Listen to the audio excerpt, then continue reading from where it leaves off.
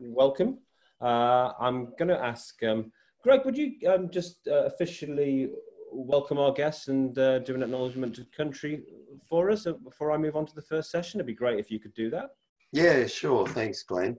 I'd just like to acknowledge the original owners of the land we're all meeting on today. For me, it's the Unbreakable people in Newcastle, and to their elders and their future leaders. Welcome along to this great session, which I'm rather excited about. Seeing I live in Newcastle, I can claim regional rural participation from here. Thank you all. We've got a good roll up this morning. And yeah, I'll put you back to our producer, Francis, who's producing this session. That's okay. I'll jump in there, Greg. You'll jump in, Glenn. Yep. Okay. Yeah, so, thank you, Greg. Thanks, Francis, for opening the room and welcoming everyone. And thank you, everyone, for being here. Well, for our speakers, we'll start our first session in a couple of minutes, but I'm just going to give you a bit of an overview. And just to put our speakers on notice, just to be really clear, the order of the speakers is Warren, then Tim, then Mary, then Andrew. Just a general note on room hygiene. If you're not speaking, it's a good idea to mute your microphone, because even the slightest sort of noises in the background, or rattling of a glass or paper or rustle of the microphone, can be a bit distracting.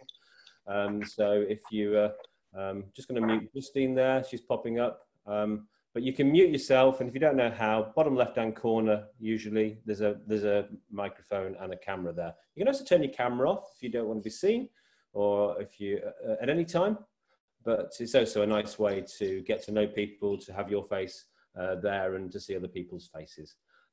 As I've said a few times, I really encourage you to use the chat box today. There's going to be some really great speakers, but we found that with these events, there's also fantastic conversations that happen in the chat box, because there's usually a wealth of knowledge in the room too. So this is part of a months-long summit called Men's Health Connected, and it's brought to you by the Australian Men's Health Forum. The Australian Men's Health Forum's a peak body for people working to improve the lives and health of men and boys right across Australia. We trace our history back about 25 years to the first National Men's Health Gathering in 1995, which was down in Melbourne.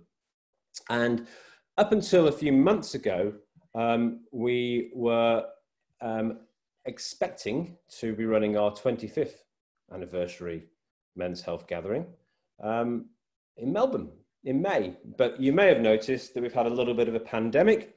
It probably hasn't passed your attention.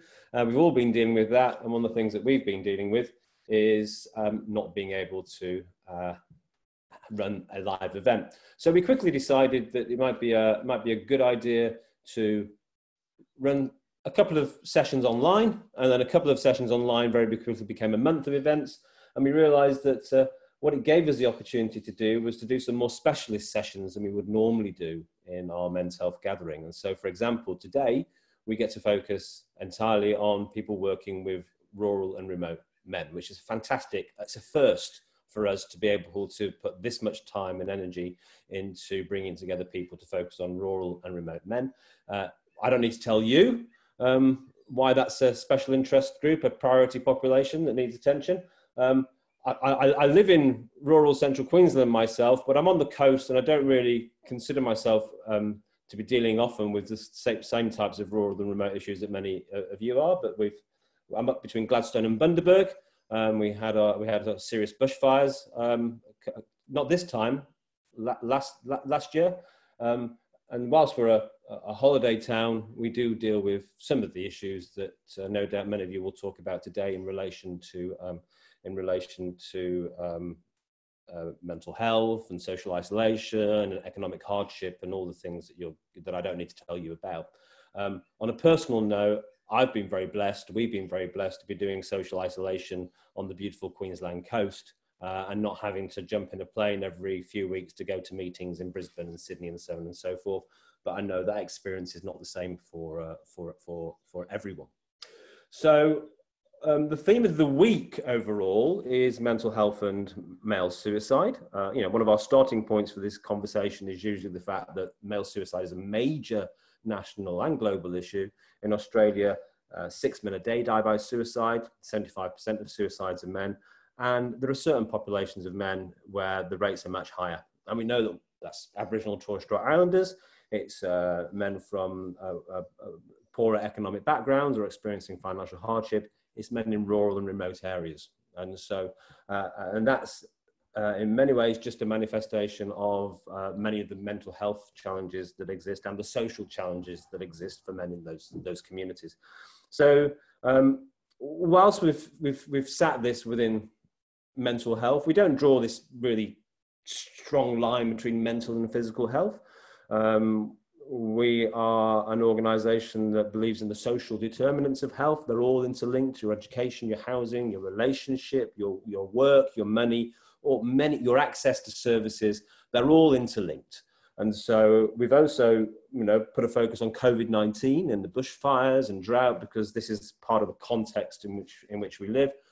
But I really invite you to bring all of your experience today and not just limit it to the current context or limit it to mental health or suicide. Let's talk about everything that you have on your mind and you have to bring to the table.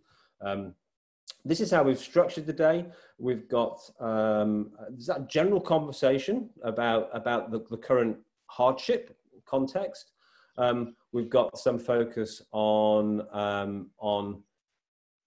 mental health programs targeting rural and remote men, and then a broader piece after lunch about programs that engage with rural men really well. So some best practice stuff.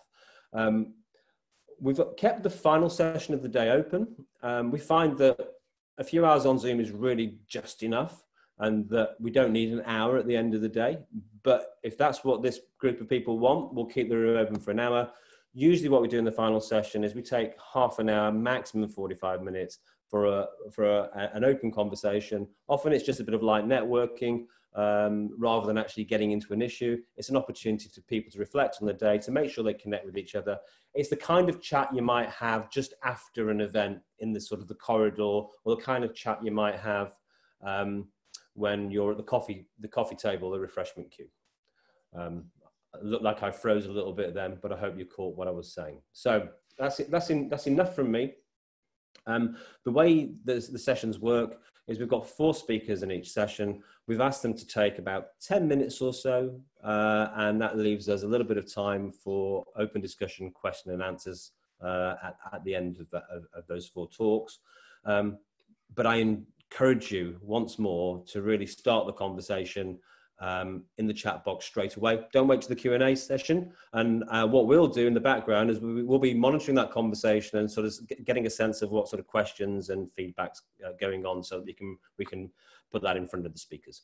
For the speakers, I will keep an eye on your chat box at the bottom, and I'll send you a private message if about 2 minutes before your time is up. And if you haven't sort of taken the hint, when you hear me sort of like interjecting a little bit, when you hear my voice, that means it's getting towards the end of your time. And then if that doesn't work, then you'll find your microphone goes dead. So, but I'll give you 10 or 12 minutes because I know you've got loads to share. I will get out of the way of this conversation and let the people who really know this field start to take the floor. So this first session is called Drought, Bushfires, COVID-19, How are Rural Men Coping? We've got 4 great speakers. We've got Warren Davies, the Unbreakable farmer from down in Victoria, Tim Saal from Rural and Remote Programs, who I believe is in Queensland, Mary O'Brien, also a Queenslander from RU Bogged, and Andrew Daley from the Hunter, New England area, who's worked across both New South Wales and Queensland in rural mental health for many years. I'm going to come first to Warren. This is the first time I've heard Warren speak, only just recently connected, but I've seen a little bit of what he does online, and I thought he would be a great person with experience of rural life to start the day. I welcome Warren Davies, the Unbreakable farmer. G'day, Glenn. How are you? I'm great. Thanks for being here, Warren. No worries, mate. That's all good. So you just want me to kick off? Yeah, so give us a bit of background on yourself and tell us about what you're seeing in terms of the challenges and how you see the rural communities responding to those challenges. Yeah, no Particularly, worries, obviously, with a focus on the blokes. Yeah, no worries at all. Thanks for having me along. It's a real privilege to be able to share a little bit of what I'm seeing, or a little bit of my story, my background, and what I'm seeing on the ground. So those that don't know me, my name's Davies. I come from northern Victoria, and I was a dairy farmer for most of my life before my speaking career evolved. I faced many challenges as a bloke that worked in agriculture. Faced some challenges that Mother Nature threw at me, as far as floods and droughts, and also the challenges of family relationships on the farm, and the breakdown of that family relationship, and the effect that had on my mental health and well-being. I wasn't always a country fella. I was born and bred in Melbourne and didn't move to the country until I was 15. Mum and Dad bought a dairy farm when we were 15, and we moved from the out eastern suburbs of Melbourne to a place called Merrigum, just out of between Shepparton and Echuca, and started that journey of agriculture, which I fell in love with really quickly, and pretty quickly found that was the career that I wanted to pursue, and worked my way up as a farmhand into farm ownership, in a partnership with my parents, and thought as a naive 22-year-old that I knew most of the things I needed to know about agriculture, and ended up not really knowing as much as I thought I did. I was and probably didn't pay much respect to the effect that Mother Nature would have on my business, and probably fairly naively, and also the effect that would then have on my mental health. And I found myself spiraling out of control, and some lessons that I'll share towards the end are the lessons that I've learned through my journey that I think are fairly universal, and I think it's really important that, you know, most of the fellas and the blokes that I speak with around Australia, when I go speaking, you know, share the same thing. That it's hard to reach out, and it's hard to start the conversations around talking around about our emotions, and understanding your emotions, and understanding that it's okay not to be okay, and to be challenged by some of these things, and the importance of reaching out and seeking help about or help on how that can, you know, put you back on track. And so some of the things that I recognise now as a speaker and working in these communities, these rural communities,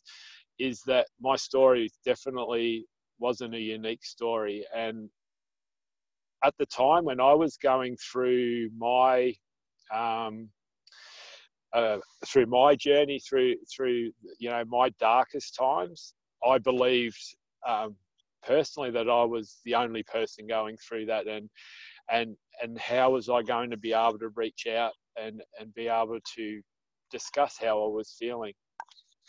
And I think that's where my mission was born around, you know, where my journey was going to take me. And my mission is around creating awareness and education around mental health and well-being. That's really important, because when I was probably first, you know, really thought that I was struggling, I didn't really have much in awareness, and definitely there was probably at that stage the education that there is around you know, now, and it's always getting better, but I still find that, you know, that the awareness around your you know, where you are, your emotions, and where you sit on the mental health scale, I suppose, because that's one question I always ask anyone who's got mental health, and it's very reluctant anyone in the audience will raise their hand, but at the end of the day we've all got mental health. It's just where you sit on the scale, whether it's mental illness or that you're traveling really well. So that's the first part of my mission. The second part is around inspiring conversations, because it's really important, I think, that especially as blokes, that kind of that rural farming background will tend to have you a little bit more isolated than what normal people would have, but that's just part and parcel of your job. But inspiring those conversations around, making it okay to talk about this stuff. That's the second part of my mission. And thirdly, it's around seeking help, and seeking help in a safe environment that's free from stigma, because there's, regardless of the work that we've done and how far we've come with this awareness and education around mental health, mental illness and suicide, there's still a stigma attached to it. And I still find when I'm in a community and talking to people that there's still that reluctance to freely speak about it. And so that's where I see my role in what I do is like that conduit, the conduit between, hearing someone's real story and how, and I can hopefully be that middle person between them and making sure that they know where they can go and seek help, and then know that it's okay. One of the biggest things in the last probably 12 months, being on the road, I've spoken a lot in Queensland and New South Wales in drought communities, and also in Victoria and Gippsland and the Upper Murray in the bushfire affected communities. I've found that there's an initial groundswell of support. And one of the things I had a conversation with a fella the other day, and the one thing is that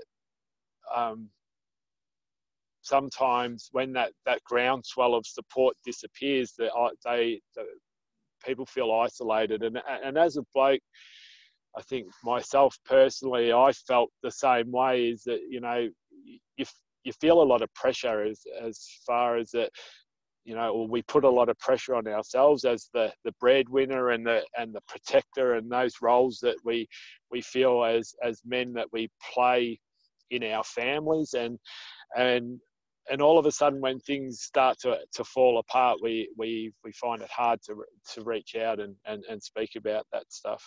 So those conversations that I've had with people in and particularly blokes in those communities is, they've got to be that stoic person, especially when things are really tight, and the reluctance to speak out about their emotions.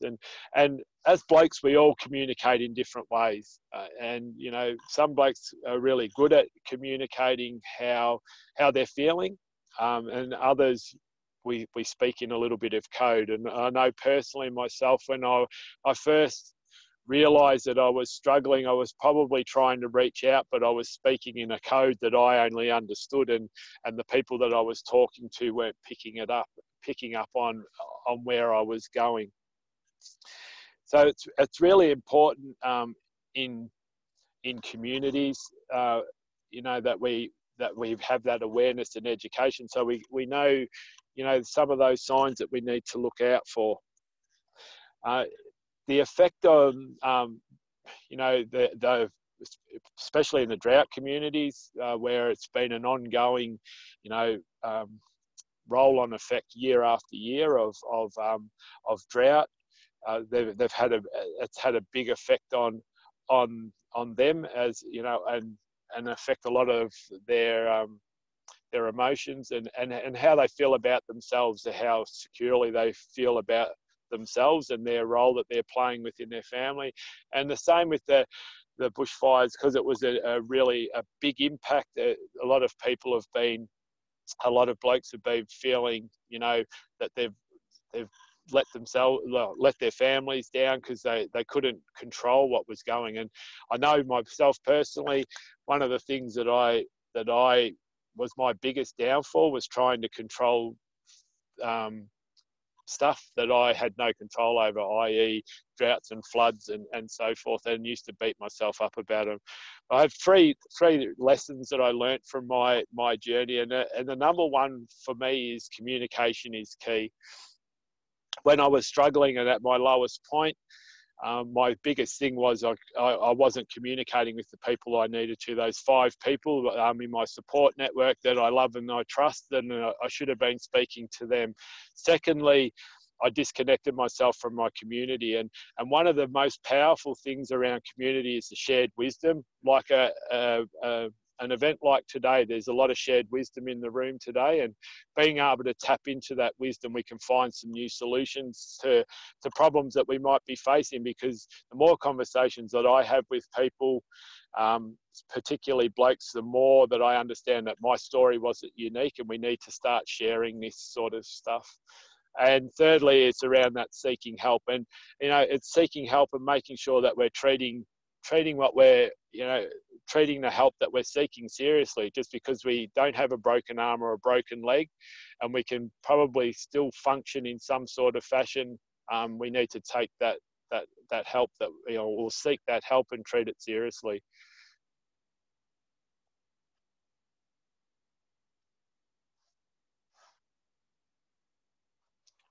I can't hear you, Glenn. You saw me speak and you didn't hear me because I didn't unmute myself. Brilliantly observed. I was going to say, I was about to jump in after your 3 points. Is that a good place for us to stop for now? Yep. That's no worries. Just after, that's we can leave it there. But Right. But thanks for the opportunity to have a chat. No, and thanks very much. It's great. I think often, sometimes we jump straight into professional talk and practitioners and theories and statistics, and it's really good to ground the conversation and around the fact that these are real people's lives we're talking about. And so to hear from a bloke himself who's been through tough times but come out the other side, that's great to hear, and I really appreciate you modelling what it means to be a rural bloke talking about what's going on for him. Thank you. It's great. So really great contribution. Are you able to stick around and join the conversation as it evolves? I see you're in your own personal office there. Yeah. No, I'm all good. I'm here until till 11:30 or whenever we're finishing up. There'll be no worries. Fantastic. So I don't know if you can see the chat box, but it's worth sort of having a look at the chat box and seeing some of the great commentary and conversation that was going on there. I was really struck by you talking about that feeling of shame and sense of being out of control of these big situations, and really learning how to actually not try to be in control of these big situations, which is a simple thing to say, right? And I think shame and guilt was some of the things that I carried, because as the bloke and the leader of my family, is the role that I'd put myself in, that fighting against things that you've got no control over, but yet it still has a massive effect on you. And that's understanding that whole thing was really hard to get my head around. And I think probably the other thing that I also attached with what I was doing is, and especially I didn't realise this until we actually lost our farm, was the identity that I attached to my job. And I believed that I was Warren the farmer, and that was what I was meant to be. And the loss of that farm was probably my biggest challenge, was that loss of identity. I say when I talk, I metaphorically unhooked my identity and clipped it on the front gate and left it with my farm. And that was my biggest challenge, because it took so long to find out who I was as a person again, and what was my purpose in life. Yeah, that's really powerful, Warren, and I can imagine that experience being replicated all around the country by loads of different blokes, whether they're dealing with impact of fire, drought, COVID-19, financial hardship, and then the knock-on effects potentially of relationship breakdown and all the other things that the blokes deal with. or have been dealing with when they end up at the pointy end of the mental health system. I'm just going to pick out one point from the comment box, which was from Julian Rowe, just to flag something up from earlier. He picked up on you talking about talking in code, Warren. You don't have to come back on this. This is just for the room to be listening out for. I think there's a point here about we need to get better at actually being able to decode what blokes are telling us when they're not directly telling us that they're struggling, to try and summarize what Julian said there. And I think and I hope we'll find that a lot of the presentations today, particularly when we start to get some of the best practice approaches, that there'll be some really good examples of that, speaking to rural blokes in their language, meeting men where they are, not waiting for them to turn up, not waiting for them to start talking in that clear way, but actually learning to listen out for the code. I'm sure that's going to be a big part of the conversation today. So you've really set us up really well, Warren. And I'm sure we'll come back to you in the chat later. But for now, thanks for being here. No worries. Thanks for having me. So you're very welcome. So moving up the country, our next speaker then is Tim Saal, and Tim is from rural and remote mental health. Tim's one of those people whose name, I've been going around the country having conversations about male suicide in particular for about 4 or 5 years in Australia. And Tim is one of those names that keeps popping up all the time. I think they may have met once briefly at a conference, I'm not sure. So I've heard his name more than I've seen his face. So I'm looking forward to having 10 minutes of his time now. Tim, I'll just hand over to you. Great, thanks, Glenn. And my voice is probably better than my face anyway, mate. So you've probably got the best end of the stick there. Thanks for the invite, and g'day everyone who's on here. Glenn is right. I've been bouncing around in the mental health and suicide field in rural and remote areas of Australia for over the last 12 years now, and great to see so many people that I've met and worked with on this site today. So g'day to everyone. I hope everyone's safe and keeping well. I'll try and keep this down to a minimum today to give more time for conversations afterwards. I really appreciate Warren's speech up first and totally concur with everything that he said there. It is a paradigm that we all work in, and especially dealing with rural and regional people and specifically blokes in the bush. One of the things that I continue to say is we need to put the culture back in agriculture. We are a unique people. We do speak in code, but there are ways that we can decode that language, and I'll talk hopefully a little bit about that. On the mention in the chat around the definition of what is mental health and the confusion between mental illness, etc., it is a constant battle of mine to try and get the language right and one that is approachable. I really think that from rural and remote's perspective, we're working on developing a continuum of mental health to try and simplify all of the models that are out there. And without going into that, because I do want to try and keep the time, I think the easiest way to think about it is a progression from someone who is mentally healthy to someone who is mentally stressed to someone who is mentally ill and then someone who is suicidal. And if we keep it that simple, we'll break down some of that confusion and hopefully be able to get the message out there so that people feel safe to reach out and seek the help that they need. So as Glenn said, I work for a company called Rural and Remote Mental Health. We're a not-for-profit charity. We've been organised for 13 years now. We focus on 4 main areas. There's mental health literacy and suicide prevention training across rural or primary producing communities, Indigenous communities, and mining and remote construction. The other 4th aspect to our company is service provision, such as the National Psychological Supports Measures and also some support coordination specifying through the NDIS in rural and regional areas. So we don't mind taking on a challenge. And as people may have heard me say previously, I'm big enough and ugly enough, can talk under wet cement, and I don't mind standing up trying to break down some of that stigma. We do work at prevention, and our focus therefore is keeping people healthy while they are healthy, because in rural and remote areas, unfortunately, there isn't the prevalence of clinical supports that there are in our urban and major metropolitan areas. So we've got to do things a little bit differently in the bush. And as Warren identified, the first thing is stepping up and actually saying, I need to get some help. And that is so difficult, especially for rural blokes, because of stigma, because of the way that we've been brought up or drugged up by our dads or grandfathers, the cultural norms. You suck it up, princess, you work harder, you've got nothing to worry about. That's the sort of thing we need to address.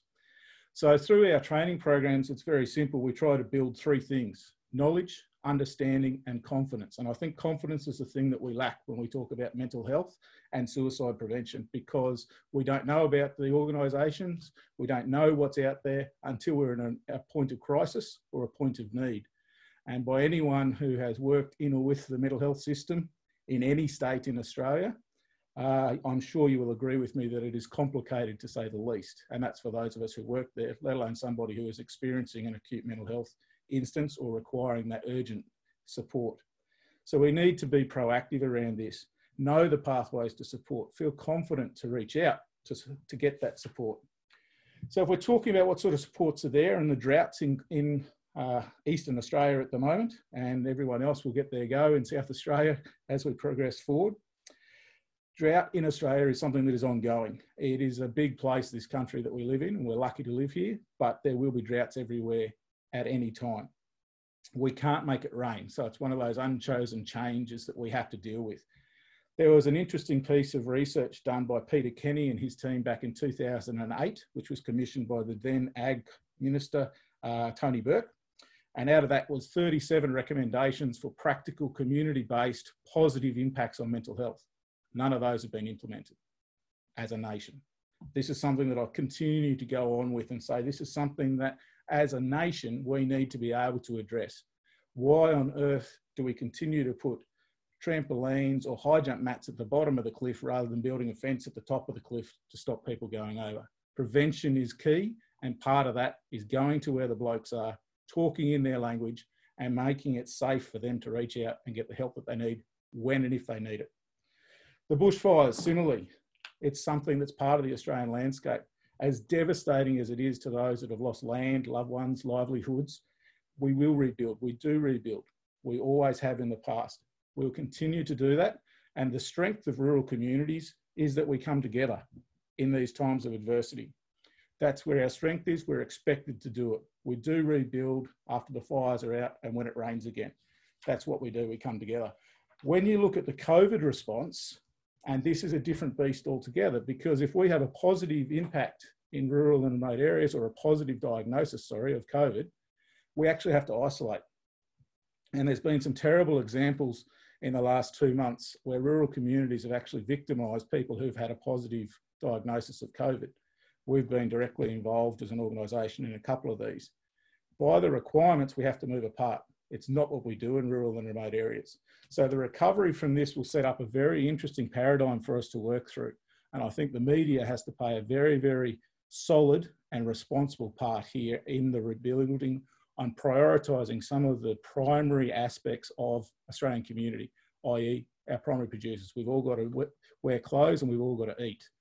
That all comes from the basis and the emphasis on rural and remote areas. So there has been a definite change in opportunity here from rural and remote areas to actually work on the prevention of mental health and suicide prevention. And we need things like this particular summit today, Glenn, where we can all come together and have a chat, get a bit of structure, and actually move forward together. One of the things I do think males particularly need to be very concerned about and aware of at the moment is fatigue. We've got a 24-hour media cycle at the moment, and it is so negative. We've got to be able to, as Warren said, you might set yourself up as the lead of the family. You've got to produce, you've got to protect, etc., etc., etc. All those things that feed into that stigma. We've got to be able to give ourselves permission to switch off and not turn on the TV at night if that's what angers us. Because the media cycle at the moment is so severe and so negative. We've got to give ourselves permission to actually have that break and recharge the batteries. So with a little bit over 2 minutes left, I just want to leave you with two things. The first one is that Australian farmers are the best in the world. We deal in the harshest environments, and yet we have the highest problem-solving skills, and we produce world-leading product.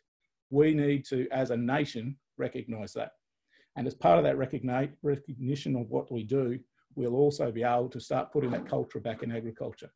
So as state boundaries hopefully relax over the next couple of months, Queensland's a little bit patriotic at the moment. We've got to be careful of that second wave, but please, if you get an opportunity, get out into your rural communities, encourage friends from urban areas. I might be preaching to the converted here, but encourage your friends from urban areas to come out and see these rural communities. Spend a night in the pub, buy a counter meal there, actually spend a bit of money and time in these local resources, because we need our local businesses to maintain. And the second thing is, remember that we've got to look after our best asset. Primary production is a business, and unless we look after our best asset, which are our people, it doesn't matter how good our technology is, we won't be able to produce. So we have to look after our best asset, and that means putting a priority on not just our mental health, but our physical health as well. Being the real blokes that we are, and honestly having those conversations.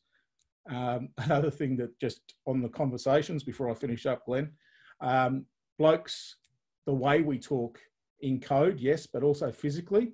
And one of the problems we're facing at the moment with Zoom and interactive online trainings, etc., is generally blokes don't like facing each other, especially when we're talking about things such as our emotions. So if you are thinking of having a conversation with a mate that might be a little bit tough, have a think about how you sit, possibly side by side, shoulder to shoulder, would be a good idea. One way of doing it is jumping in a ute and going for a drive. Blokes will be more likely to open up when you're sitting shoulder to shoulder. So again, Glenn, thanks for the time today, mate, and I'll be sticking around to answer any conversations or questions that people have. That's fantastic, Tim. Beautifully done. Your face ain't that bad, mate. It's some people say, what, it's a great face for radio, that some people say, but yeah. A lot of people would agree. A lot of people would agree. And all I'm doing here is modelling the fact that a bit of banter is also a good way to connect with a bloke as well, as long as you get to the serious conversation underneath. Good reminder there of the shoulder-to-shoulder approach. And really, the one thing I want to pick out, Tim, is the value of working together.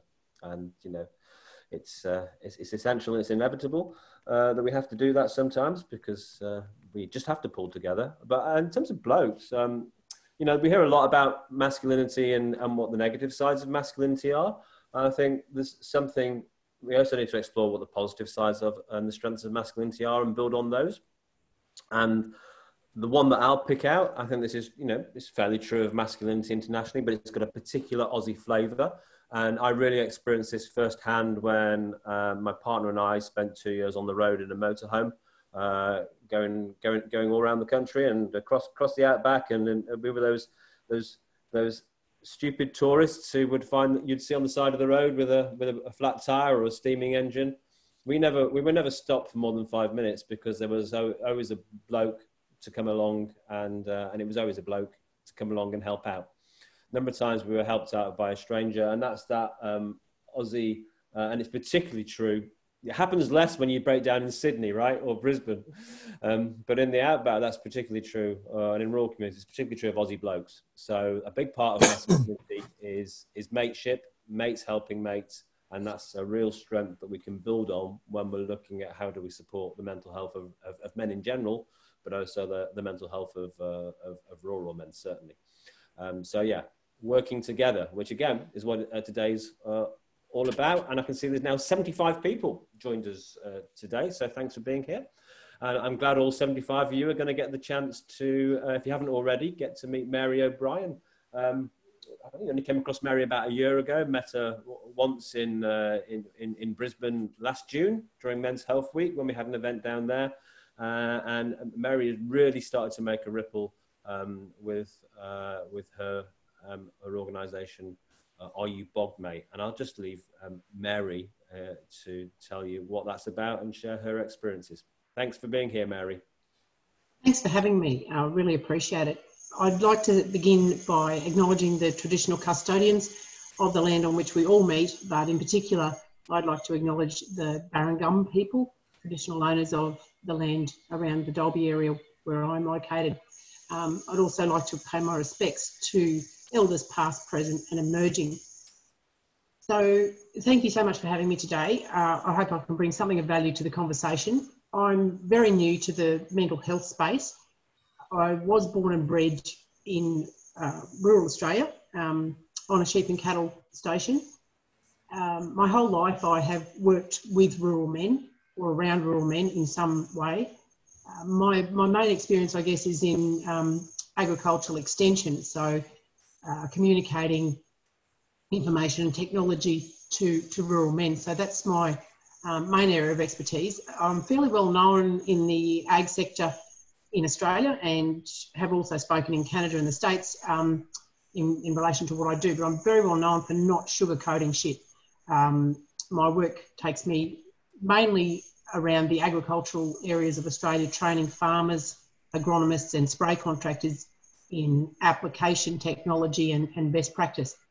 So it's a pretty unpopular job. I get yelled at a lot. And I jokingly say that I'm pretty much a professional troublemaker. My job is to piss people off, and I'm really good at it.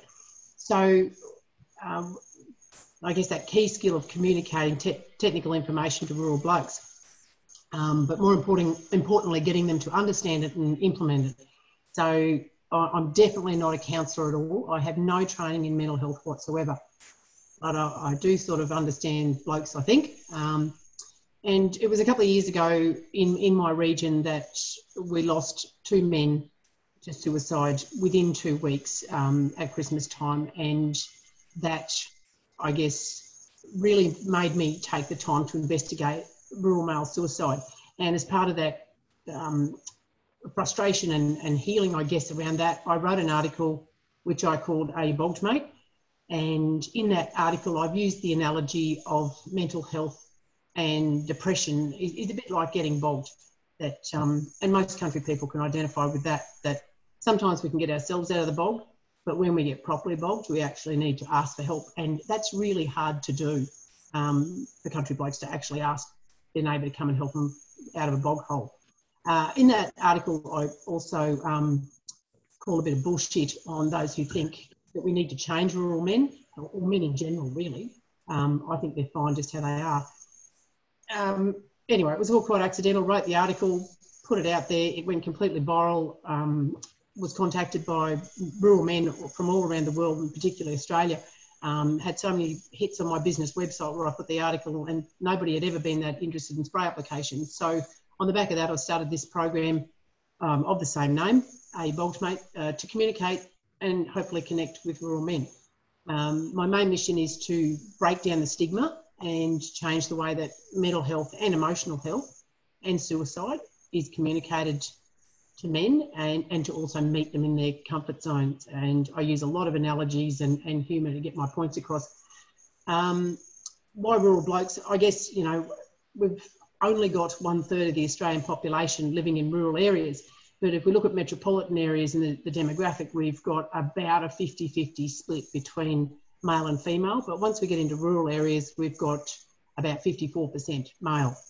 So we've got a higher proportion of men in the country as well. And the statistics obviously speak for themselves, with rural men twice as likely to take their own life as metropolitan men. So if there's anyone who's got any influence on gathering of data and statistics in that area, I'd like some more breakdown on the rural and metropolitan data. That would be great.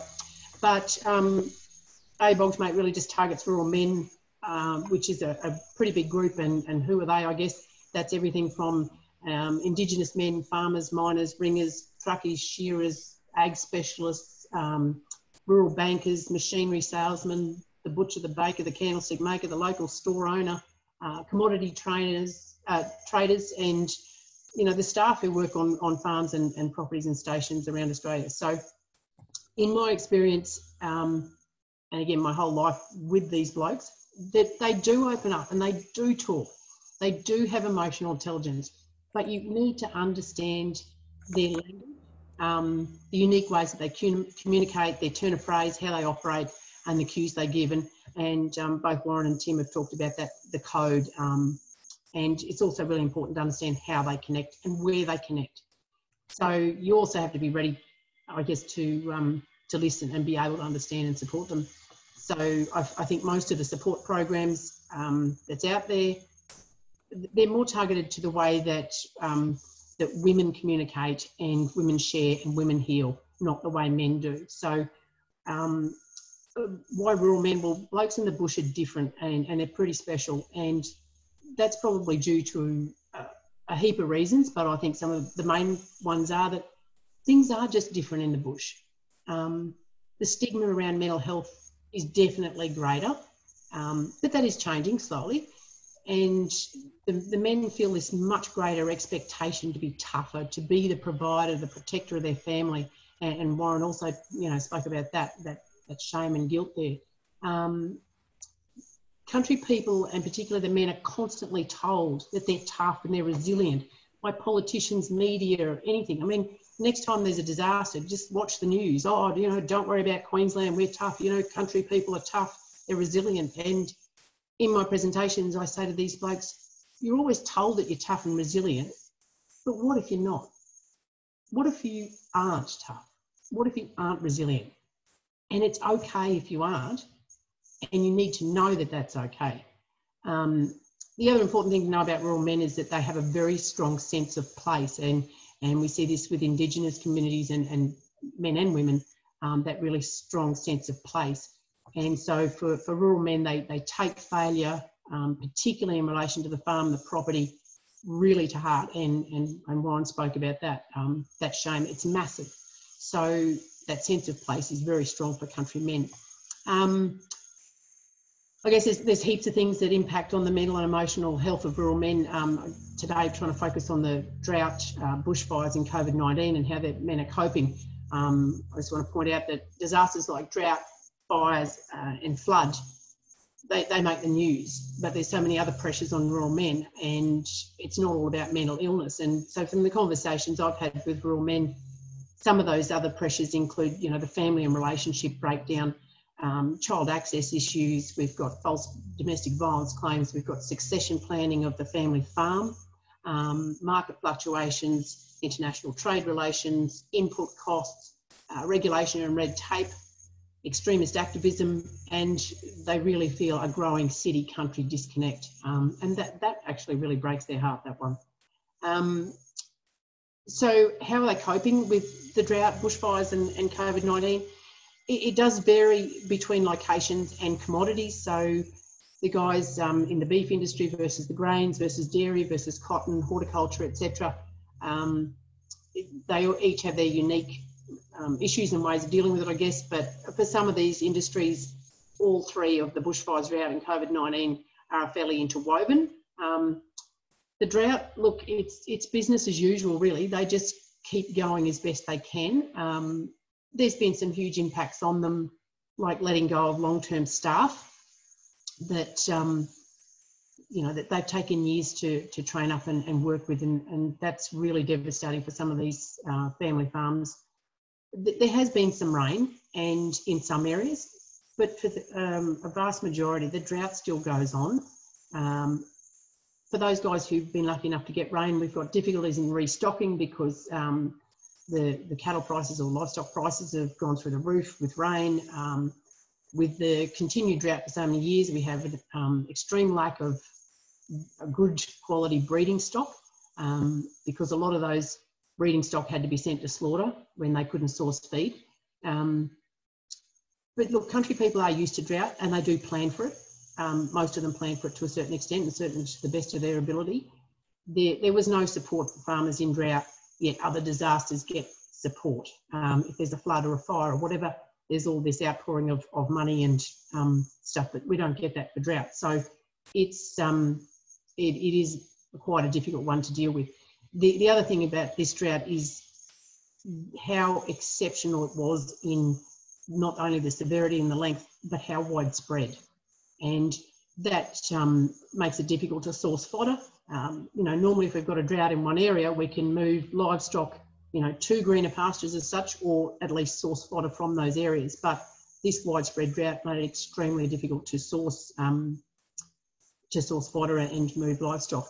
We've also got with this drought the impact of family succession. So the handing over of properties from the father to the son.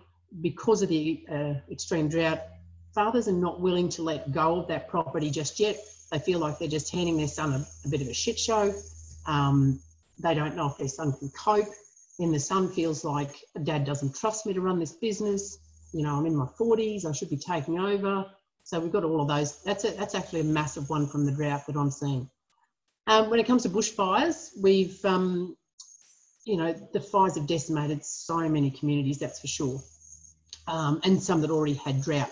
So I guess it's important to understand the impact of on the national economy from drought versus bushfire. So the impact on the economy, the devastation to the environment, the rebuild time, the loss of life, and that's human and animal, is much greater from the drought than any bushfire. And I'm certainly not trying to diminish bushfires at all. They're terrible, they're hard to manage, they're fast and they're frightening. But a drought is like a bushfire in slow motion. One is like dying in a car accident, the other is like dying of cancer. One is dramatic and quick, the other is slow and painful. Neither of them are good. But there's plenty of support for flood and fire victims as opposed to the drought. Drought just isn't quite as sexy. And most of the things that you lose in floods and fires, you can insure, but you can't insure for drought. As far as COVID-19 goes, I guess it's probably impacted the bushfire areas a little bit more in so much as it's held up those support services and the rebuilding in those communities. So that's really difficult for those people. For the farmers on the land who you know can't get fences or things like that for livestock, they can't restock, and you know some don't have a house to live in, so that becomes really difficult as well. For those who aren't impacted by bushfires, COVID-19 really hasn't changed a lot, except impacting the businesses in their towns. These guys are okay with isolation. They're used to isolation. What they're not okay with is disconnect. So that's been very difficult because we have no field days, we have no livestock sales, we have no local shows, you can't go to the pub, there's no barbecues, no camping. So those things are really difficult. No footy, no fishing, etc. And there's different subsets within that. You know, some of the older fellas who used to go to the cattle sales and connect with people now can't do that.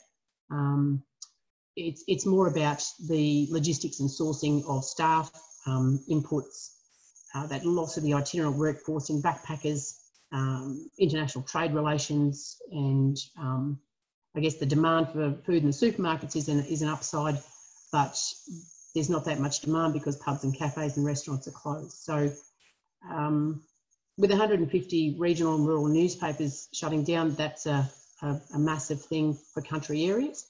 It's a way that they do connect, even using it for risk-based decision making and things like that. So those newspapers were quite vital and connects communities together. So that's a huge one.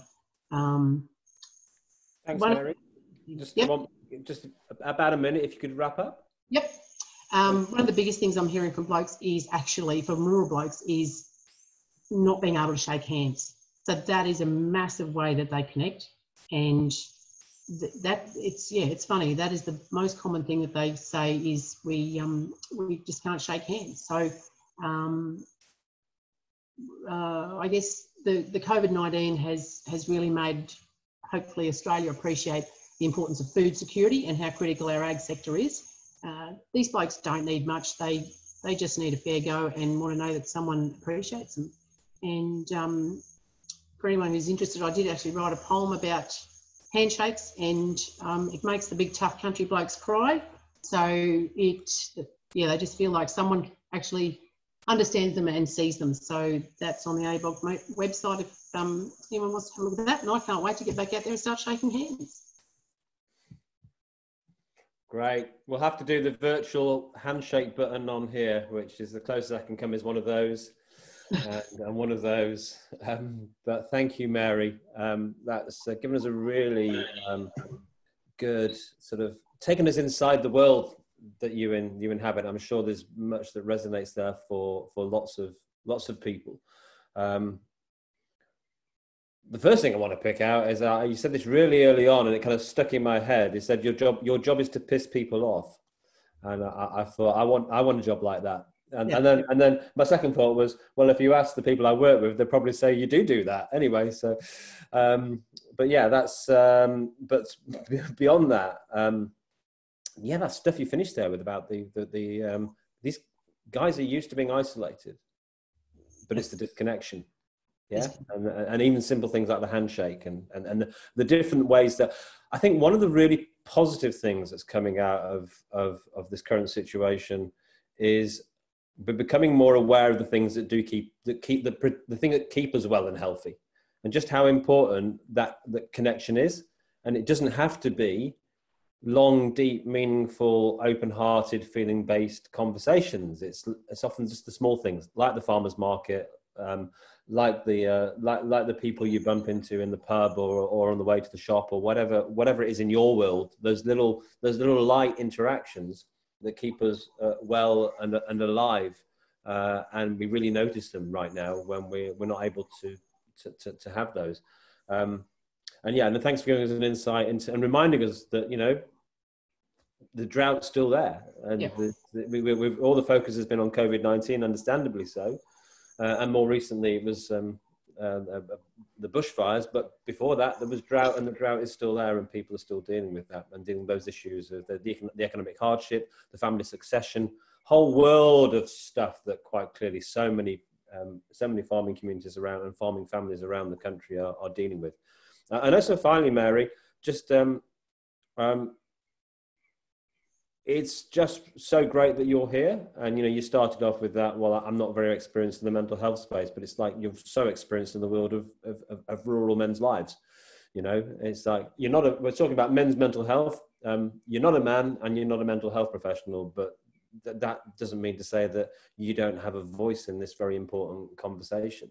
And I think we try hard and to get more men speaking at these events, because often in the broader mental health space it's more women, but it's not a men versus women thing or a men or women thing. It's we want to hear from women, because women are in men's lives, their mothers, their sisters, their workmates, their friends, and are often the person who's there to help and support for men. The first person that men will turn to at tough times sometimes is the women in their lives. And so it's really valuable that we have this conversation together. So you're absolutely welcome here, and have made a huge contribution.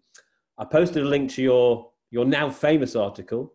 I haven't found your poem, so do pop your poem in the chat box for us now, so that we can follow that link.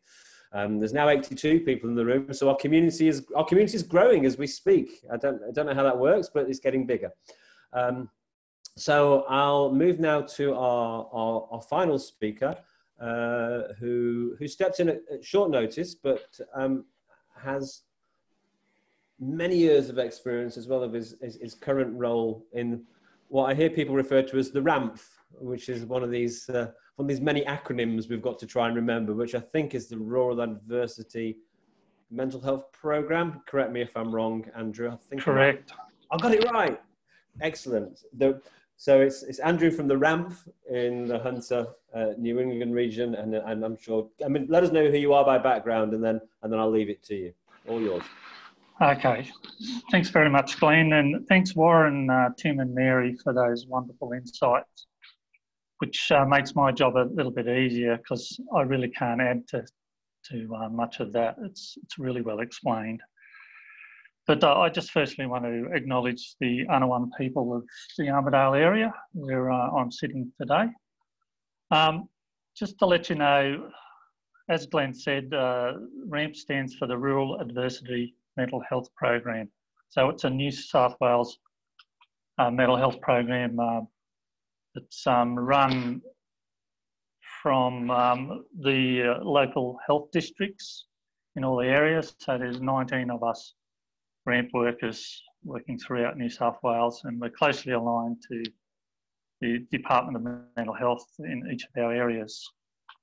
So RAMP exists as a result of an active push to improve mental health in rural people and address the high rates of suicide in the country, New South Wales.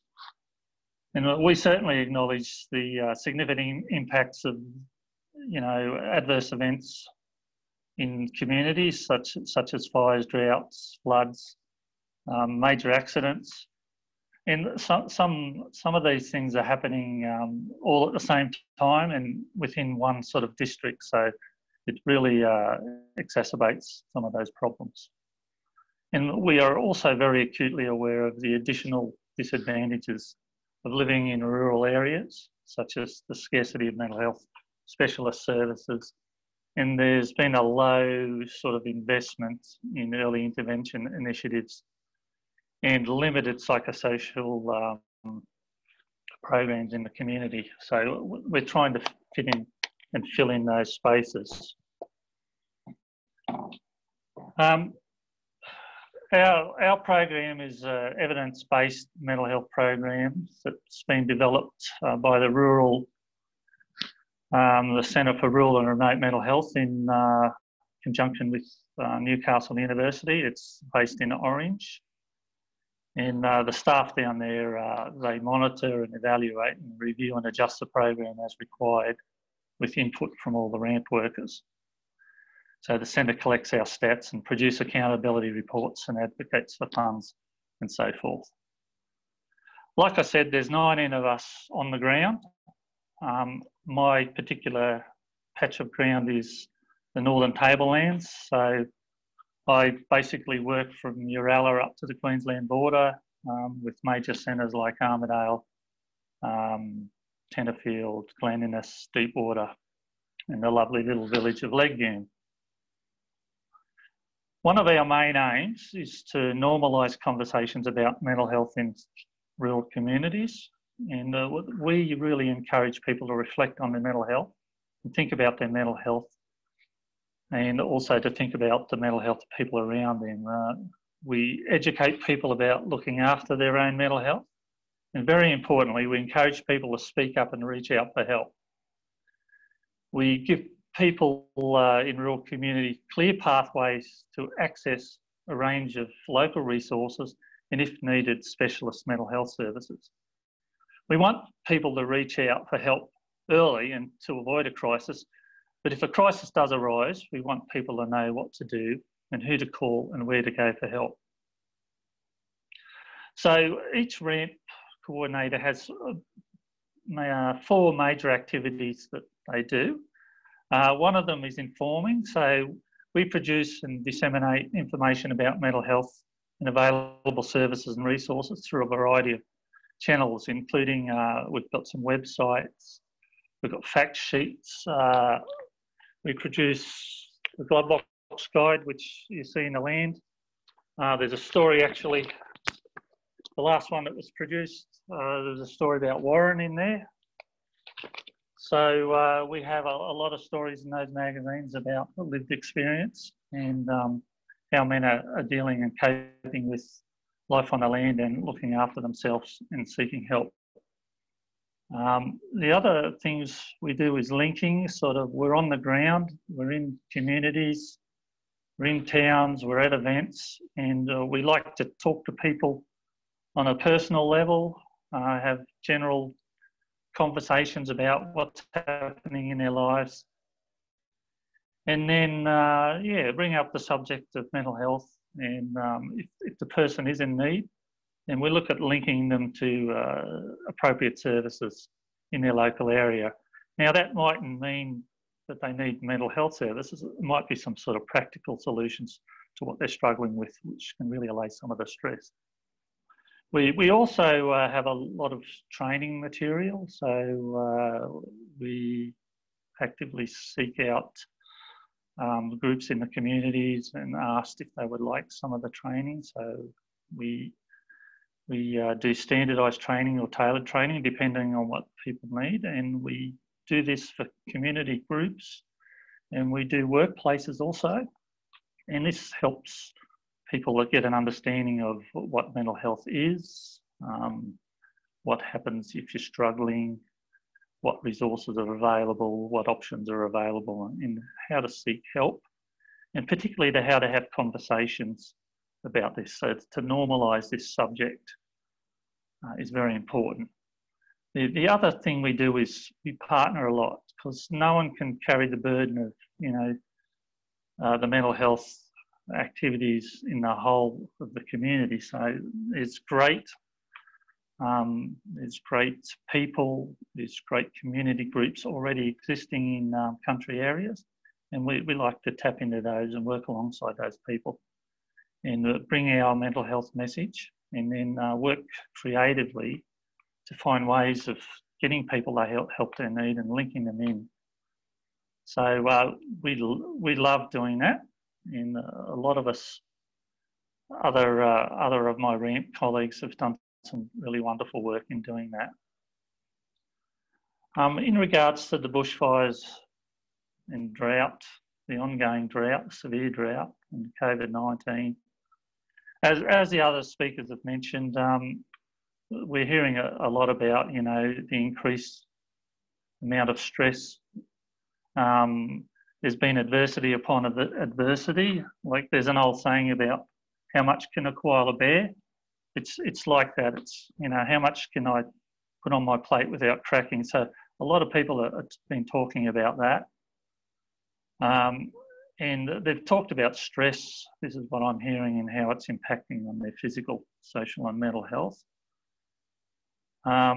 There's a lot of compounded grief and loss. You know, people have had multiple losses, you know, livestock, farming infrastructure, homes, people, crops and livelihood. We've heard before the other speakers saying about strained relationships and, you know, the stress that severe financial hardship causes. We're definitely hearing about that. And the other speakers did talk about challenges to the male identity, and it's not surprising that that's what I've been hearing also. So there's men talking about how they feel like they've failed in their roles as protectors, breadwinners and problem solvers. I've also, in my particular area, and I know other people have talked about this, is sometimes there's an increased use of alcohol and drugs just as a way of coping. And of course, we heard before about the social isolation, which we know in the long run for humans isn't very healthy. In some of the areas I'm working with, there's marginalised people in low socio-economic communities, and they've been hit particularly hard with fires and drought. And a lot of these people don't have insurances and no cash reserves, and they have a general mistrust of government agencies, so that can cause problems for them accessing help. COVID-19's put a big spanner into the works of what we usually do, because we're really usually on the ground type of people. We're in local communities, we're attending events, we're seeing people face to face. So we've had to readjust to that in a big way. Some conversations I've had with people on the phone about COVID-19, and they've said, you know, what's all the fuss about, particularly farmers and that, because they say, oh, we live and work in isolation usually anyway, but they have acknowledged the loss of connection. You know, I was talking to an old fellow the other day, he was in his 70s, and, you know, his usual social interactions were going to church or being involved in an antique car club. So he was worried about, you know, losing that connection in that regard. And at the same time, he was trying to help what he said was an old mate up the road, which the guy I was speaking to was 71, the old mate was in his 80s, and they were still sort of working the land. So it was amazing to see how much resilience they had. But with that particular guy, I was able to refer him to a peer drought worker, and they've connected up, and he's getting a little bit of support there. On a positive note, I think it was mentioned before that there's some positives that happen in adversity, of course, and, you know, communities can become quite cohesive and solid together. And it's great that we've seen a great outpouring of care from Australia and internationally. And we've all seen, and I've heard stories about great acts of courage and heroism, great acts of generosity and compassion. And it's been wonderful to see mobilisation of resources, you know, to feed stock and water stock and fight fires, and to manage displaced people. Although it's true that there's been a lot of gaps, and some people seem to have done all right and some people haven't. So I guess we're trying to address that thing. As far as how we're responding as a service, RAMP really believe that given the opportunity and a trustworthy ear, I might add. Men are quite capable of opening up about their experiences. But despite this, we know a large number of men are hesitant to reach out for help. And this can be related to what was discussed before, like their socialisation, their self-image, and perhaps having a low mental health literacy. But we encourage men to look out for each other and teach them how to have conversations about stress, mental health and suicide. We tell men it's courageous to ask for help. I was speaking to my colleague Steve from RAM, and he uses this analogy when he talks to blokes. He says, and I quote, if your mate is getting a touch up on the footy field, you wouldn't stand by and ignore it. You would jump in and give him a hand. It should be no different with mental health. You care about your mate, so you do what you can to help. Thanks for that, Steve. Ramp workers, we all live and work in rural communities, and for some of us, we've been residing in the same district for many, many years. We have a real vested interest in promoting healthy, resilient and well-functioning communities. We love where we live and we care about the men in our lives. How am I going for time there? Just 1 minute to wrap up, please. Wow, that went really quick. Didn't it? I know you've got more to offer, but that's... Look, I have, but that's okay. What I'll jump down to is basically a couple of little messages that I wanted to deliver today. And one was in engaging rural men, and it was mentioned before. If you want to start sharing your message, you really need to go where men are. So where men are working, where they're visiting, where they're playing and where they're contributing, because men do contribute a lot to society. So we tried to do our education programs at work sites, in local footy clubs, at the Saal yards. We've done them in boutique breweries, at comedy events, at fun runs. So you sort of get the picture. You've got to get out there. And on the last thing I wanted to say is that if there's anyone listening today here on this get-together who are struggling with their mental health, despite your immense knowledge and skills, please reach out as soon as possible. Life has a way of getting on top of all of us at times. And you know the drill. Reach out to a trusted friend or a family member. Lots of places have professional agencies have employment assistance programs. And of course there's Lifeline and the mental health line. And I use Men's Line myself when I'm ruminating on problems at 2 a.m. in the morning. So I hope that made a little bit of sense, and thank you for the opportunity to talk. Cheers. Right. Thanks, Andrew. It made a lot of sense, Andrew. Thanks for bringing, your years of experience in this space, plus focusing on the current focus of the RAMPF program and associated initiatives. Okay, so we've got 15 minutes or so to open it up a little bit. Let me just sort of try and sum up some of the conversation there. So we started with Warren. Gave us a really nice insight into actually being a rural bloke who's struggling, particularly in the broader context of challenges like bushfire, drought, financial issues, COVID-19 now. And he talked about that sense of not being in control. And also that thing that Andrew referred back to there, that sense of male identity. And I think this is really important, right? That, of course, these issues don't affect men and not women. They affect communities, they affect families, it's all interlinked. And the reason for having a men's mental health focus and a rural men's mental health focus is because there are differences, both in the experience and the expectation that we put on ourselves and others put on us. There are men will experience this in these issues in unique ways.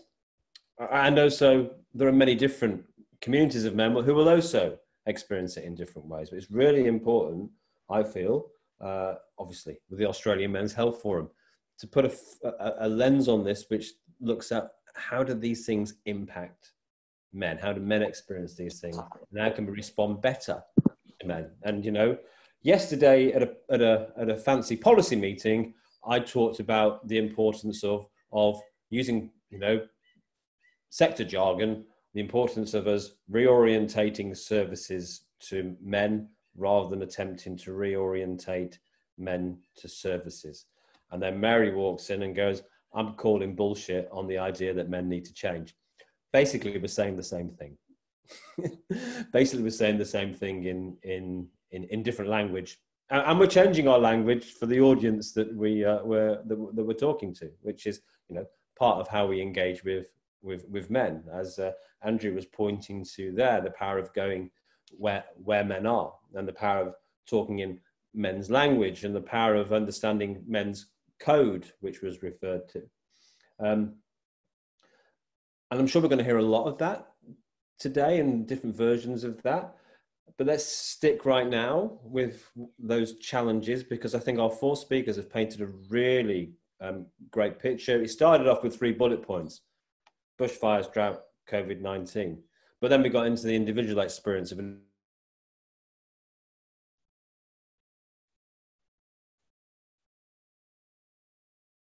individual farmer. Then we started to hear about things like the referred to. And then we started to build that understanding of all those overlapping factors, relationship issues, engaging with the police, in the current context, not even being able to shake hands, turning to drugs and alcohol to cope. And our need to actually reframe what it means to actually put your hand up and say you're bogged, to say you need help, and actually that's a courageous thing to do. And that's something that we need to emphasize and reframe. So we've covered loads of distance in like just 40, 50 minutes. But what I'm going to do now is I'm going to give some of the people in the audience an opportunity to ask questions or contribute their experience. Now, the easiest way to do this, so rather than simply shouting out, if you click again on the participants box, now at the moment, there's no hands up. So I'm just going to ask someone to just, so Bush Goddess has put a hand up, Steve Carrick has put a hand up. So that's great. So that's what, and Karen's put a hand up. So that's how you make yourself known, but you can also pop questions in the chat box. I encourage our speakers to watch the chat box too and respond there, and we'll try and keep an eye. But I'm going to go to Penny Scott, because you've been so vocal in the chat box and your hand was first up. So you're obviously really keen to contribute, and I'd love to hear your actual voice now, Penny. Thank you very much, Glenn, and hello to everybody. I'm the mother of 5 sons, and it's more by good luck than good management. They all survived their teen and early 20 years. Typical country boys, play sport in a culture of alcohol. It's very rife. And it was just all the larrikin stuff that is expected almost as a rite of passage for young country men to do. So as I said, it's a miracle that none of them died in car accidents or through suicide. And saying that, my 4th son had 3 of his friends within a period of 6 months all commit suicide. And of course it was, what was wrong? What was wrong? Nobody knew. So I've been exposed to these dreadful circumstances. And I've worked in agriculture all my life, as an academic, as a farmer, regenerative agricultural farmer. But what I really believe we need to be seeing now is some philosophical discussions around what it is. And so putting the culture back in agriculture, I think, is fascinating. But what was the culture? What is the new culture? Do we have to move to a new one? And I guess my main research areas in agriculture have been in ecological literacy and language, expanding language. So using the idiom, I can think no more than my language allows. So why we have a contained, constrained lexicon or vocabulary, we don't think of any bigger ideas, any other ideas. And this work was proven when I did my master's in and looking at ecological literacy. And you find now that the people on the land who seem to have more satisfaction and contentment are those who have a wider ecological literacy and are practicing it in regenerative agroecological systems. They're working with nature, not against. They don't feel as though there's an immovable force anymore, that they are actually in a rhythm and their sense of place because they have accrued greater knowledge through how natural systems work. So my PhD research went into Penny, yeah. this is wonderful. I just wondered if you've got a question for the panel who've given their time, because I get a sense that you could keep going for another 5 minutes and we wouldn't get to a question. Okay, and it's all beautiful stuff, but I want to make sure we make the most of the panelists who we might only have for another 10 minutes. Do you have a particular Yes, question? I would like to ask the panelists, and thank you all for your presentations. Where do you think the roles of vulnerability and compassion fit in? Anyone want to take that? Thank you, Penny. Really appreciate the question. The roles of vulnerability and compassion. Yeah, I'll have a crack, Glenn. Thanks, Mary. Penny, do you mean from the men or from the people supporting them? Look, I think compassion for others and for ourselves, both. Yeah, look, I think they definitely have that, but it comes back to that man code and being able to speak that language and understand those cues. And they do communicate in a completely different manner. And this was something I mentioned yesterday with my background in extension, and particularly agricultural extension.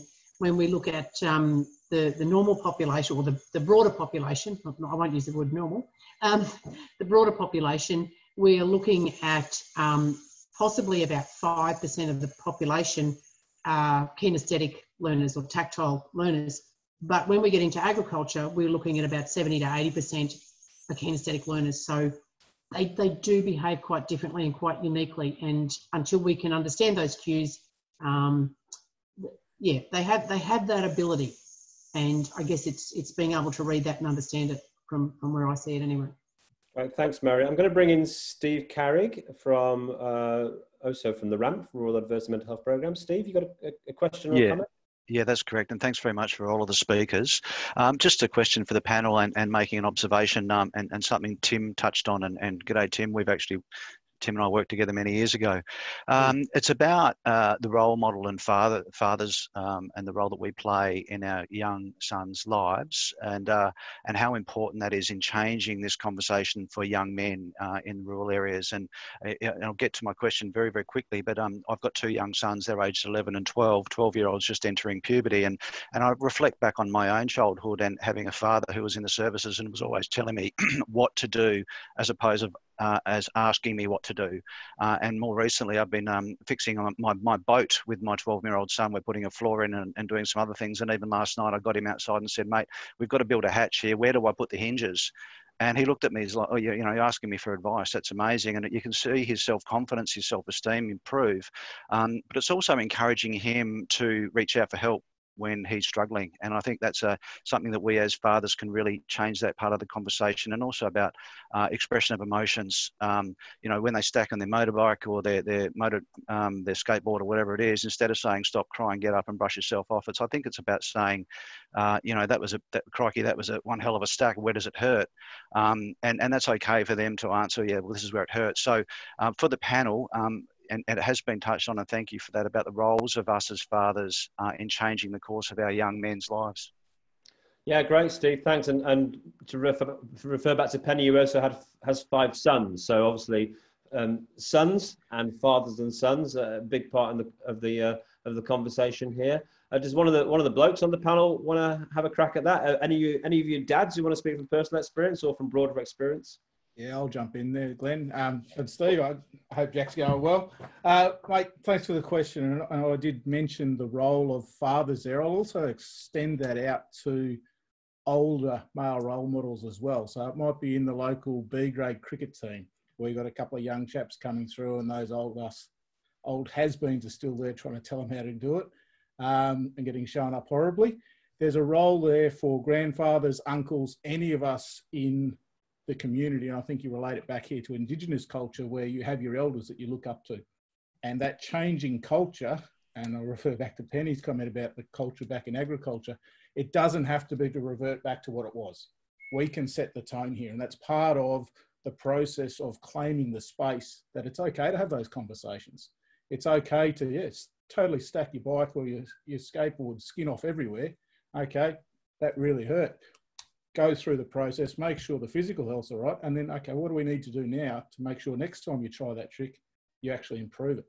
So setting that safe experimental practices there where people can actually express themselves is critical, Steve, and thanks for the question. Great, thanks, Tim. I'm going to move on to Emma Osman. Are you from the Royal Flying Doctors Service, Emma? Hi, yeah, that's correct. Oh, sure, look at the picture. I've seen it now. Yeah, great. Thanks for being here. So, thank you. I'm located out of the RFDS Southeastern section, so the Broken Hill division of the RFDS. We have a partnership with Lifeline Broken Hill Country to Coast out here. It's a peer support mental health and wellbeing program. We have 5 graziers at the moment. It will be expanding shortly. And it's, sharing that lived experience, and it's a low level, we operate in the stepped care model in the world to self-managed population. But a lot of it is about community and individual capacity building and resource retention in our communities long term. So at the moment, we're funded by New South Wales Ministry of Health funding, Drought funding, and we're in the process of measuring at the moment. Anecdotally, it's been quite successful, but we're in an expansion and evaluation period, which is great.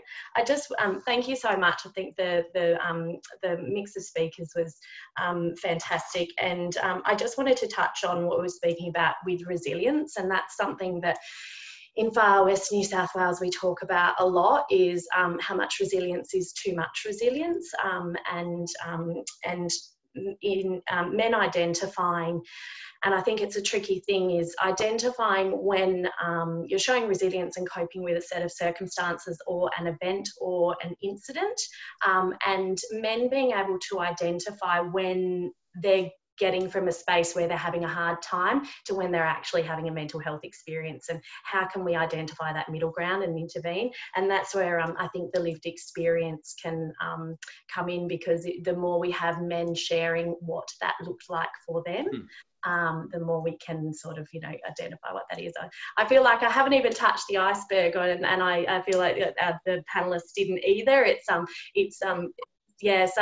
But I suppose, and just touching on that changing rural men, I definitely don't feel we need to change rural men, but like we said, just give them forums where they can have different conversations that they perhaps haven't had the safe space to do so. Okay, so great. It's not really a question, it was more just an observation and a thank you. No, it's really welcome. What's the name of that peer support program again? We've Got Your Back, it's called. Right, pop some details in the chat box if you haven't already. And I wonder if Warren's still around and if he just wants to sort of reflect on that. We haven't heard you for about half an hour, Warren, and I think that really speaks to the space that you're in, the value of lived experience. So any reflections from you in terms of why that's important, or how we can get better at sort of meeting that gap between what's resilient and what's too much resilience? Well, as far as the lived experience, I think that, part of I suppose, and I still pinch myself every day that I get to do what I do, but the connecting through storytelling is really important. And I think that lived experience piece, that plays a massive part in breaking down that stigma. Basically how I see, by sharing my story, how I see it works is that gives people the permission then to share their story and speak up, and then that can start that process, that help seeking process to hopefully get the help that they need. about resilience, I talk about my 3 key words when I first become a speaker, and I never used to, I really didn't have the courage to speak about my mental health journey when I first became a speaker. It was more about resilience, persistence and determination. Some of the I suppose the skills that I had as a farmer, and resilience is one that I think it becomes an overused word, and I heard someone put it kind of in context the other day, saying resilience, their definition of resilience was the lack of other options, and you just got to keep going. And I think that kind of painted my picture. You know, I was resilient. I kept bouncing back, and like we were saying, too much resilience. I ended up in a dark place because of my resilience of bouncing back.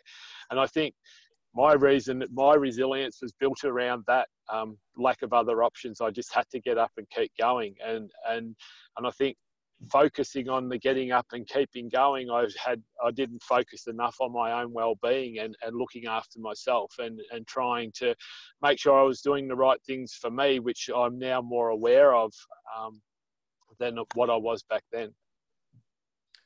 Thank you, Warren. I really appreciate you sort of starting and ending the session today, joining us from your outdoor office, sharing some of your personal story.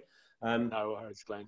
We've just gone over at 11:30, so I'll officially close the session there with a thank you to our, and we'll do the proper Zoom thing of doing the icon clap. There we go. So that's the best we can do. We can icon clap you. Yay! Thanks to Warren, to Mary, to Tim, and to Andrew. You've got us off to a really great start today. We'll keep the room and the conversation open, but in the next sort of 10-15 minutes, it's an opportunity to nip out and have a bio break, as we call them here.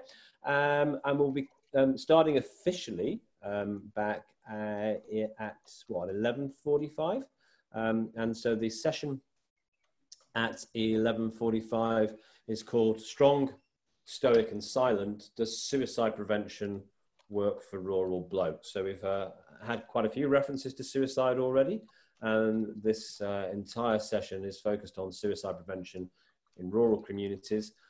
We've got some really interesting speakers, which we'll post in the chat box in a minute, just in case you haven't got a note of them. And I'm just going to open the room for anyone who hasn't spoken yet. Anyone? So officially over. So this is more the informal chat. And I'm just, Andrew, I didn't come back to you at all. I just wondered if you had any sort of final thoughts that you wanted to sort of more loosely and informally say as we now. I think some of our program material is really excellent in, identifying the signs and symptoms of stress and when it's getting too much for people. So I think we're hitting in the mark on that front. Great. Yeah, and quite clearly, you look in the chat, I'm finding this every day. There's loads of great projects out there. There's loads of great resources. A lot of the challenge is just connecting people to the right resources for them.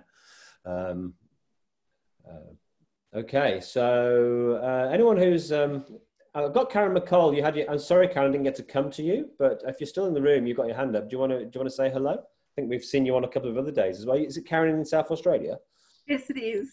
Hi, hey, Glenn. Karen. Good to see you. Do you want to introduce yourself to this room and say hello and share whatever you want to share? Hi, everybody. I'm the advisor to the Premier's Advocate for Suicide Prevention here in South Australia.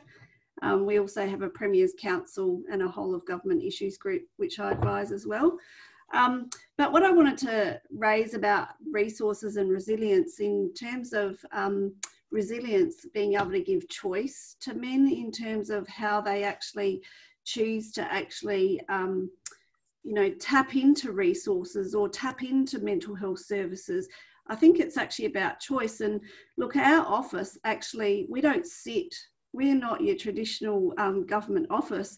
We actually go out and work at the field days alongside of our suicide prevention network volunteers, of which we've got 40 networks across regional South Australia. We do all the main field days events, but we purposely place ourselves in the primary industries and resources marquee. And it's really, really interesting, the feedback that we get from actually being out there working alongside men and women from our suicide prevention networks. And in 2018, our rural suicide statistics actually reduced. And over 30 of those South Australian networks are based in regional areas, and our metro rate stayed the same. Now, I'm not saying that's the reason it reduced, but a lot of those areas regionally were in drought, and we still had a reduction in our rate. But the other thing I wanted to touch on is the resources that we take out to these events. They're not, to me, rural. There's some really good rural resources, but there's not a lot of resources around that are specific to men. And I'll give you an example. We take the MPRAC, the Digital Mental Health Guide, out. I don't know if people have seen this, but when you look at the target, so this booklet is actually done in 3 categories. It's done by diagnosis, it's done by target group, and then done by how those resources are delivered, whether it's done by an app or telephone line or whatever. The target group in this booklet does not mention rural and remote, and it does not mention anything about men. So your target groups are carer services, child and youth, Indigenous, LGBTI, older, parenting, and veterans. That's it. So I think there's great opportunity to actually get some of the rural and remote resources that are out there, like Farmers Exchange, some of the great resources that you've talked about today, and I Farm Well, things like that, into these sorts of resources as target groups. I think there's great opportunity there, and maybe, Glenn, that's something that you could perhaps take up. I always love the part of the day where someone has an idea and the end of the idea is, and you could do that. But yeah, no, totally. I can do it from a South Australian perspective, but I think we all need to be doing it. Yeah, sure. And looking at ways of not reinventing the wheel, finding ways to get really good resources out there. One of the things that's emerged for us in the last week or so is more of a relationship with Every Mind, which is funded by the government to communicate suicide and what resources are available around suicide. And they've started working with us just in the past week on putting more of a focus on the resources that are available to men. So there's an example of how we can do that. We can sort of like direct stuff. And if we can direct stuff around rural men into that space as well, so it can be available right across the country, that's great. So there's some stuff we can do with our team of 1.5 people, 2 people. But yeah. I'll certainly advocate it from a South Australian perspective, but just around Every Mind, we've actually had a real push in South Australia. We've been really pushing hard for people to sign up to and embed the National Communications Charter, the Life in Mind National Communications Charter. It'd be great. I'll put the link up in a minute. We're actually getting our politicians to sign that charter as an education process around safe use in language and enacting the 8 core principles of that charter. And we've had over 50% of all of our current serving politicians advise us that they will sign that charter. Great, that's excellent. So I think there's great opportunity for people to actually push that in their own spheres of contacts, and it's a great educational tool.